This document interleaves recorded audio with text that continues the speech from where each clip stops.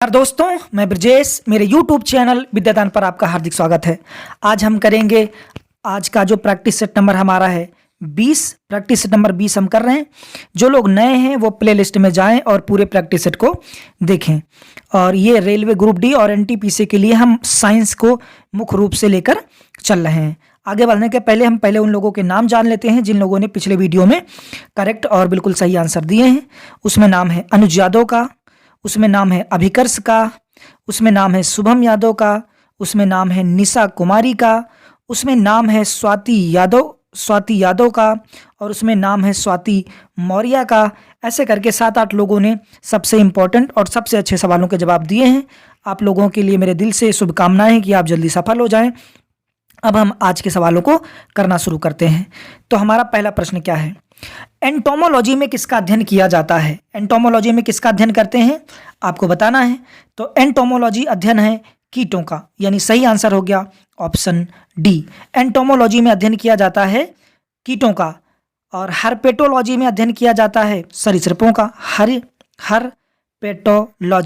Herpetology में अध्ययन करते हैं सरीसृप का। और मैमोलॉजी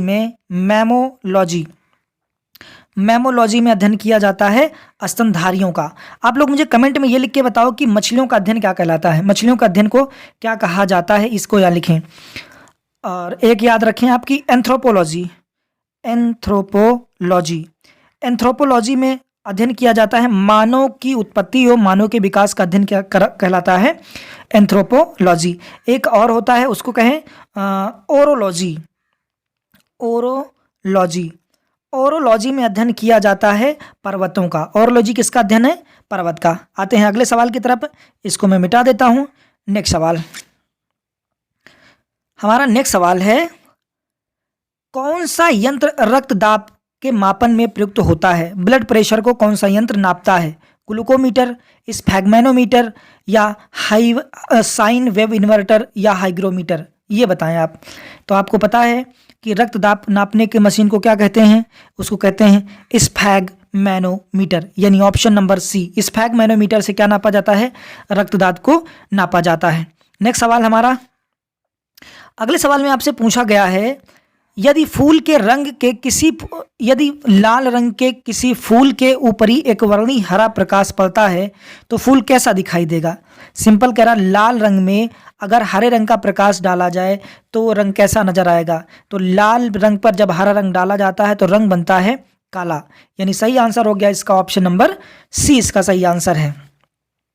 ये इस सेट का सबसे कठिन सवाल है, आप शायद ना कर पाओ, मैं इसको बताता हूं आपको। एक तरफ दे दिया है स्पीसीज यानी प्रजाति, और दूसरी तरफ फसल। पूछ रहा है कौन सी फसल की कौन सी प्रजाति है, ये बताना है आपको। तो याद रखें, जो ऑलिटोरियस है ये जूट की फसल है। ऑलिटोरियस किसकी फसल है? जूट की फसल ऑलिटोरियस है। अगला जो पूछा है साइट्रेटा फसल है मेथी की। आगे है आर्बोरियम फसल है कपास की। और डाड कॉकम फसल होती है गेहूं की। तो ये आप याद रखें, काफी कठिन सवाल था ये। तो इसको कैसे मिलाना है? तो 1 का 2 कौन से ऑप्शन में होगा? ये ऑप्शन नंबर सी में देखें, ऑलिटोरियम फसल है जूट की, साइट्रेटा फसल है मेथी की, आर्बोरियम फसल है कपास की, और डॉड कॉकम फसल है गेहूं की। तो ये हो गया इसका सही आंसर। अगले सवाल पे आते हैं। निर्वाचन मंडल जो भारत के राष्ट्रपति का चुनाव करता है का गठन कौन करता है? यानी भारत के राष्ट्रपति का जो चुनाव करता है उस मंडल का, निर्वाचन मंडल का चुनाव कौन करता है, ये बताएं। तो राष्ट्रपति के चुनाव में आपको पता है उपराष्ट्रपति कौन मंडल करता है? तो याद रखें, संसद करती है, राज्य विधानसभाओं के निर्वाचित सदस्य। निर्वाचन मंडल जो राष्ट्रपति का चुनाव करता है उसका गठन संसद और राज्य विधानसभाओं के निर्वाचित सदस्य मिलकर करते हैं, इसलिए इसका आंसर सही हो गया ऑप्शन नंबर बी। नेक्स्ट सवाल हमारा है, ये न्यूमेरिकल है। 100 किलोग्राम द्रव्यमान वाली एक वस्तु को 6 सेकंड में 5 मीटर पर सेकंड से 17 मीटर पर सेकंड के वेग में एक समान त्वरित किया जाता है। लगाए गए बल का परिणाम ज्ञात करें। बल निकालना है आपको। तो बल निकालने का फॉर्मूला क्या है? F बराबर ma। देखें B1 कितना है? u1 कितना है 5, प्रारंभिक वेग 5 है, v कितना है 17, अंतिम वेग 7 है, 17 है, और टाइम कितना है 6 सेकंड, t दिया हुआ है 6 सेकंड। अब आप निकाल लें इस फार्मूले से, F बराबर m इंटू क्या होता है v minus you upon T, यहाँ से निकालें तो m का मान कितना है, m का मान है 100 किलोग्राम, और v2 माइनस b1 यानी 17 में से क्या घटाना है 5, तो बचेगा 12, नीचे है t समय 2, तो 6 दूनी 12 यानी 100 दूना 200 न्यूटन, यानी इसका सही आंसर हो गया ऑप्शन ए 200 न्यूटन। 200 न्यूटन। उम्मीद है समझ पाए होंगे कैसे ये निकाला गया है। तो इस तरह से ये न्यूमेरिकल को हल किया गया है। अगला सवाल है हमारा, भारत का साहित्य के क्षेत्र में सर्वोच्च सम्मान कौन सा है? साहित्य के क्षेत्र में सबसे बड़ा सम्मान कौन सा दिया जाता है, ये बताना है। तो याद रखें, भारत में जो साहित्य के क्षेत्र में सबसे बड़ा सम्मान है उसे कहा जाता है ज्ञानपीठ पुरस्कार। ऑप्शन बी, ज्ञानपीठ पुरस्कार दिया जाता है, साहित्य के क्षेत्र में सबसे बड़ा पुरस्कार है। याद रखें, ज्ञानपीठ पुरस्कार की शुरुआत 1965 में हुई। ज्ञानपीठ पुरस्कार की शुरुआत कब हुई? 1965 में। और भारत रत्न की शुरुआत हुई थी 1964 के अंदर। वहीं नेहरू पुरस्कार की शुरुआत हुई थी 1965 में, इसकी भी शुरुआत हुई। रेमन मैग्सेसे पुरस्कार जो होता है उसको फिलीपींस की सरकार देती है। इतनी बातों को आप ध्यान रखें। अब हमारे नेक्स्ट सवाल की तरफ आते हैं। इसको मिटा देता हूं मैं, एक मिनट। तो ये हमारा नेक्स्ट सवाल, वायुयान हवा में इसलिए उड़ता है क्योंकि, वायुयान हवा में क्यों उड़ता है ये बताना है। क्योंकि गतिशील हवा किसी पिंड को ऊपर उठाती है। जब तेज हवा किसी भी चीज को क्या करती है? ऊपर उठाती है। ये इसका हो गया सही आंसर, क्योंकि गतिशील हवा किसी चीज को ऊपर उठाती है, इसलिए वायुयान हवा में उड़ता है। अगले सवाल को आते हैं। अगले सवाल में पूछा गया है, शरीर में इंसुलिन की कमी से कौन सा रोग होता है? शरीर में इंसुलिन की कमी से कौन सा रोग होता है? ये आपका होमवर्क है। होमवर्क में बताएं कि शरीर में इंसुलिन की कमी से कौन सा रोग हो जाता है। अगला सवाल है, सूर्य के प्रकाश को पृथ्वी तक पहुंचने में कितना समय लगता है? तो आपने पढ़ा होगा कितना समय लगता है, करीब 500 मिनट 500 सेकंड लगते हैं। तो यहाँ पे देखें 8 सेकंड का मतलब 8 छंग 48 यानी कि 480 हो गए, और 1/3 का मतलब 20 सेकंड और। तो इस तरह से कुल मिला के 500 सेकंड होता है। तो 500 सेकंड में सूर्य का प्रकाश धरती पर पहुंचता है, यानी इसका सही आंसर हो गया ऑप्शन नंबर ए। नेक्स्ट सवाल, कार्डियोग्राम, ईसीजी, ईईजी और मैमोग्राम को, तो ऑडियो का मतलब क्या होता है? सुनना। तो सुनते कहाँ से हैं? कान से। ईसीजी यानी कि इकोकार्डियोग्राम, यानी कि कार्डियो का मतलब होता है हृदय, और ईईजी यानी इंसेफेलोग्राम यानी हृदय की जांच करता है, और मैमोग्राम का काम है वक्ष जांचने की मशीन है। तो यानी इसका सही आंसर कैसे मिला लिया हमने? फर्स्ट का थर्ड। तो फर्स्ट का थर्ड कहाँ पे है? ये फर्स्ट का थर्ड, यानी कि जो हमारा ऑप्शन नंबर 4 है। तो फर्स्ट का थर्ड हो गया, यानी ये उसका सही आंसर। अगले सवाल को करते हैं। अगले सवाल में नीचे मुगल बादशाहों के नाम किसी विशेष क्रम में द्योतित हैं, कालक्रम की दृष्टि से सही क्रम में बताएं, यानी सबसे पहले राजा कौन बना और सबसे बाद में राजा कौन बना।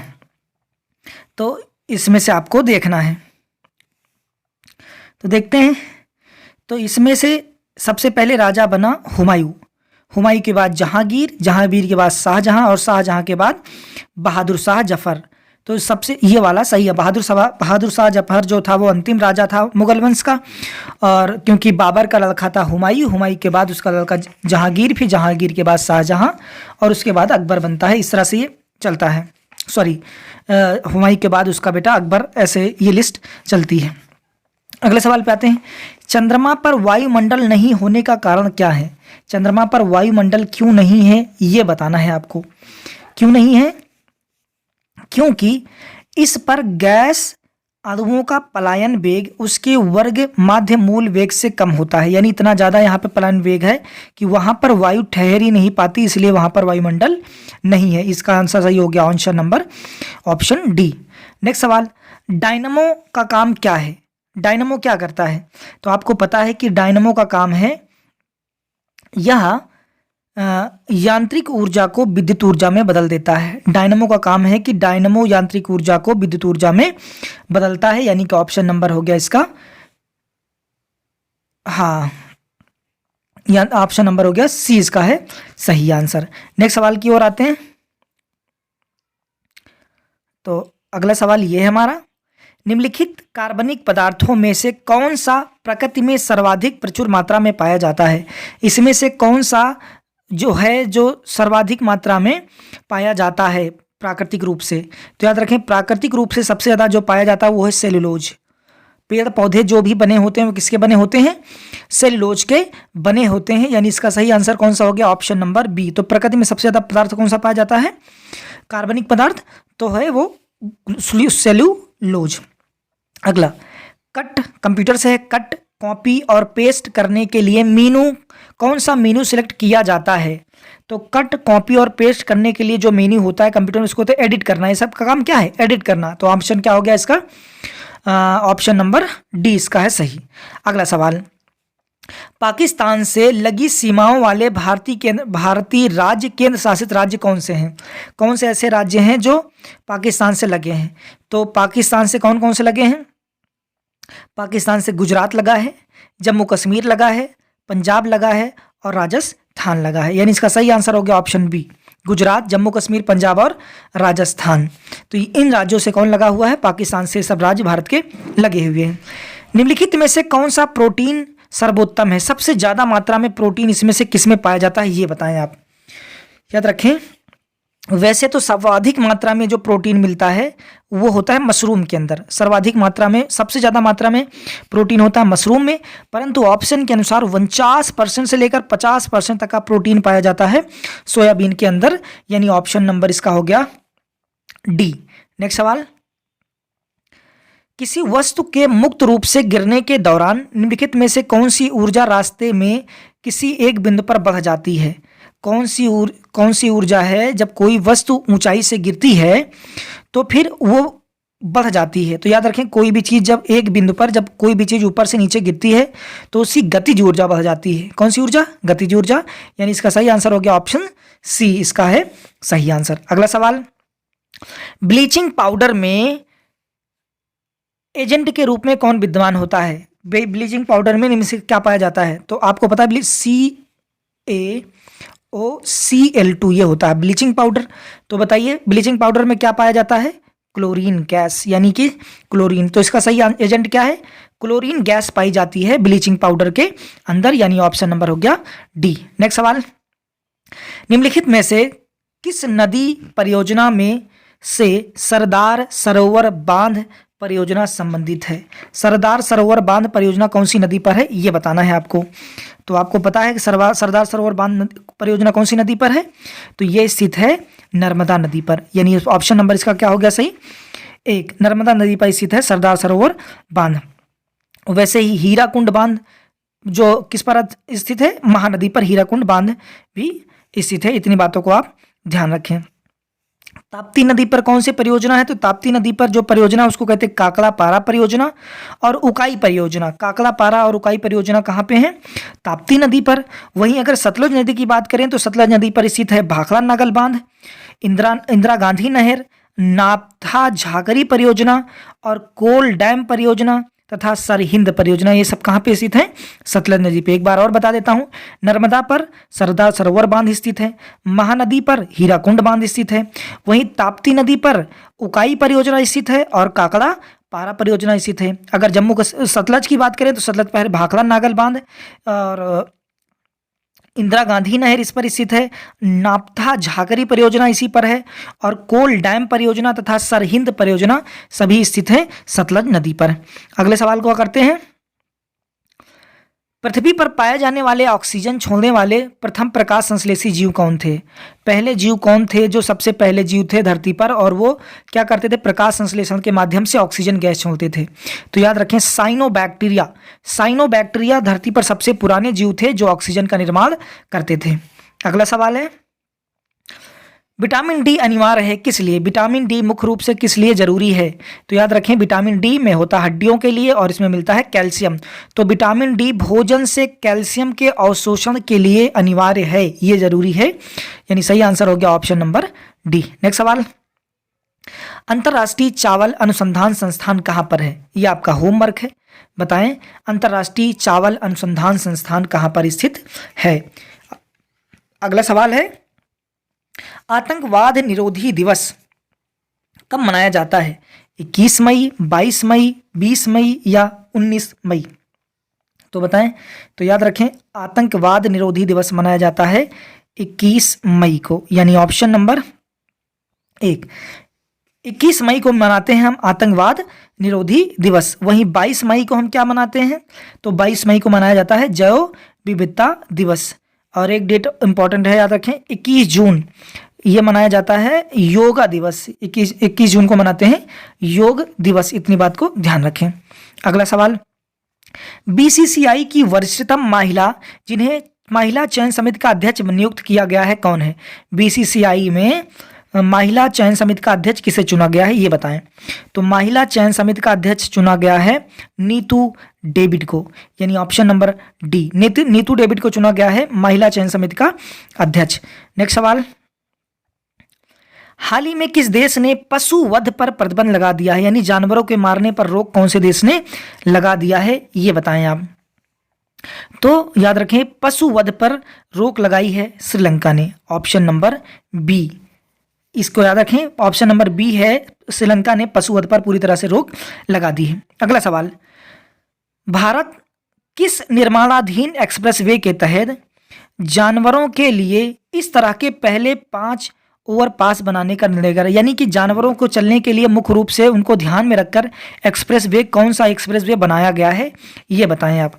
तो याद रखें जो दिल्ली मुंबई एक्सप्रेसवे है इसको जानवरों को नज़र में रखते हुए जानवरों के लिए ओवरपास बनाया जा रहा है, यानी जानवरों को चलने के लिए ओवरपास भी बनाया जा रहा है।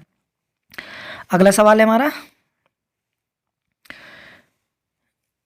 अगले सवाल में पूछा गया है, सेना और किस राज्य की पुलिस ने आतंकवाद निरोधी अभ्यास सुरक्षा कवच किया है? सुरक्षा कवच का आयोजन किस राज्य की पुलिस ने किया है सेना के साथ मिलकर? तो याद रखें सुरक्षा कवच नामक युद्धाभ्यास किया था महाराष्ट्र की पुलिस ने सेना के साथ मिलकर।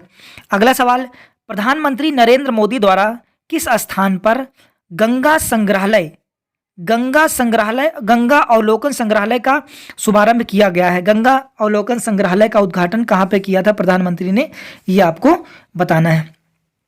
तो ये किया गया था हरिद्वार उत्तराखंड के अंदर। गंगा अवलोकन संग्रहालय कहाँ बना है? हरिद्वार उत्तराखंड। नेक्स्ट सवाल है, वर्तमान में चर्चा में रहे माल्टा ज्वर से कौन सा जानवर प्रभावित हुआ था? एक माल्टा ज्वर नामक बीमारी फैली थी कुछ समय पहले, तो बताइए वो कौन से जानवरों को प्रभावित करता था? तो माल्टा ज्वर प्रभावित करता है भेड़ों को, यानी ऑप्शन नंबर इसका सही हो गया ऑप्शन ए। अगला सवाल, 23 सितंबर 2020 को हिंद महासागर में नौसैनिक पैसेज युद्धाभ्यास भारत ने किस देश के साथ किया था? पैसेज युद्धाभ्यास भारत ने किसके साथ किया था, ये बताना है आपको। तो याद रखें भारत ने पैसेज अभ्यास किया था ऑस्ट्रेलिया के साथ, यानी ऑप्शन नंबर बी। नेक्स्ट सवाल में पूछा गया, अंडमान निकोबार द्वीप में स्थित नील द्वीप का नाम बदलकर क्या कर दिया गया था? नील द्वीप का नाम बदलकर क्या करा गया था, ये आपका है होमवर्क, ये बताएं। नील द्वीप का नाम बदलकर सरकार ने क्या कर दिया है। अगला सवाल, मुद्रास्फीति का सामना करने के लिए किस देश ने अपनी मुद्रा का नाम बदलकर तोमान कर दिया है? तोमान कौन से देश की मुद्रा हो गई है? तो याद रखें ईरान की मुद्रा का नाम क्या कर दिया गया है?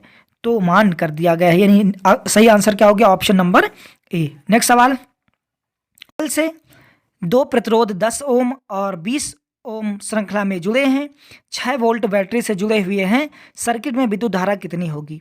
तो कैसे निकालेंगे? पहले तो क्योंकि ये श्रृंखला में है तो जोड़ लीजिए।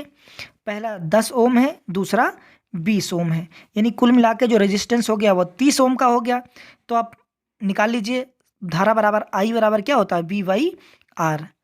तो 6 एम्पियर 6 वोल्ट और नीचे 30 डिग्री, सॉरी 30 एम्पियर, 6 पंचे 30 यानी 1/5।